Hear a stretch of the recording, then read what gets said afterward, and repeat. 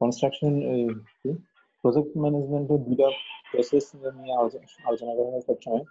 একটা হচ্ছে critical path method, একটা হচ্ছে প্রোগ্রাম ইভ্যালুয়েশন রিভিউ টেকনিক বলা হয়। দুইটা হচ্ছে ডেভেলপমেন্ট, নেটওয়ার্ক ডেভেলপমেন্ট আর কি। এখন আমরা সেগুলো ম্যানুয়ালি দেখবো। তো প্রথমে শুরু করি ডেভেলপমেন্ট অফ নেটওয়ার্ক এই টপিকটা দিয়ে।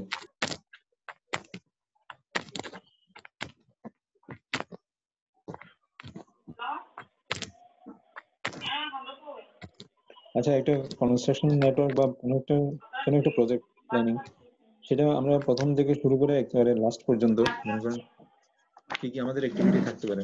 আমাদের অ্যাক্টিভিটি গুলো হতে পারে কনস্ট্রাকশনের কাজের ক্ষেত্রে, যদি আমরা কনস্ট্রাকশনের কাজে বলি